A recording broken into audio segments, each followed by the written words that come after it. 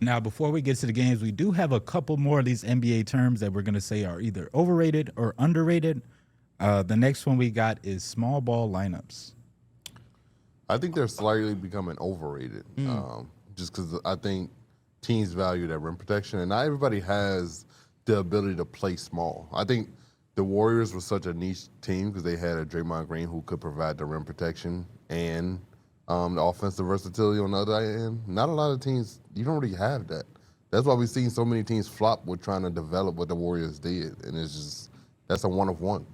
I'm looking at teams, and I'm trying to think about teams that even trying to run small ball. I think small ball may have shifted its like terms now, and it's like instead of having 2 6'10" to 7-foot guys, it's just one. Because like the Knicks run a lineup where it's Karl Anthony Towns as the 5 sometime, and it's just straight shooters around him, and that's not traditional small ball, but in my mind that is a small ball lineup compared to like the Cavs having 2 7-footers out there. And I guess their version of small. I think that's a small ball lineup. The In Knicks today's game, yeah. I think that's a small ball lineup. You talking about the Knicks lineup he just mentioned? Yeah, I would think that is too. I mean, Because the small ball era, they tripled down on small. Yeah, PJ Tucker is your 6'6" center. That can't be the only version of small ball because nobody's going to triple down like that ever again. So I think you got different versions, but I do think if we're entering a league that's going back to the mid-2000s of having double bigs and the power forward position is restored, and most teams have a power forward and a center, 6'9", 6'10", with a 7-footer, then yeah, if you go 7 foot and you got 6'6" or less around the 7 foot, that's small.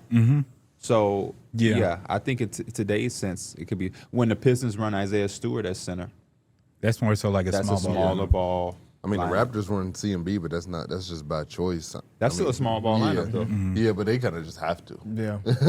Yeah. So I'm gonna say slightly underrated, because like some of the lineups that I'm thinking about that would be like that, those lineups usually kill. Yeah, they do. I can't really say if it's underrated or over. You told us we got to pick a side. You got to pick a side too. I'm gonna go slightly overrated. Okay. I think there was a small grace period where we did have the extremely small lineups, but I feel like that was more so because we were shifting a lot of 3s to 4s, which we still do. But I think the skill set at the size is just caught up, right? We still have a lot of 6'10" power forwards, but the skill set is a lot. It's Evan Mobley's skill set. It's more skilled. We have a lot of bigger 5s, but they know how to shoot more. They know how to put the ball. They know how to pass.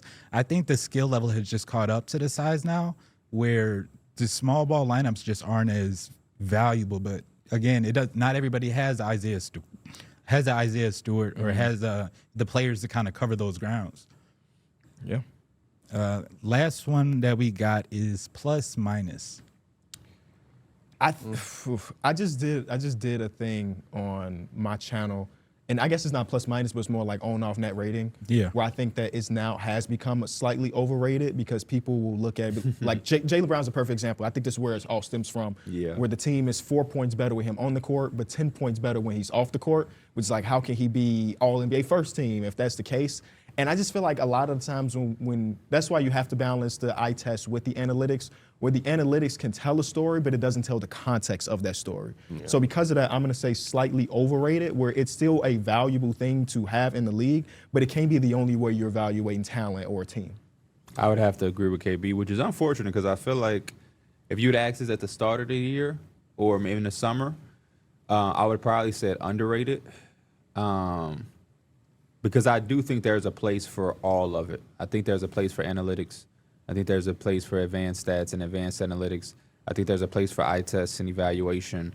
And so, but yeah, I've been reminded throughout the course of the season that like you'll have a conversation and people will just post a screenshot of like, look, and it's like, that's just not how it goes. Or you'll see a conversation about a old player from the 2000s versus a new player, and it's like, look at this, look at, and it just ain't that simple. And so because people have geared their conversations and their opinions based off that, I have to go overrated because yeah, I don't believe there's any stat that should just make you.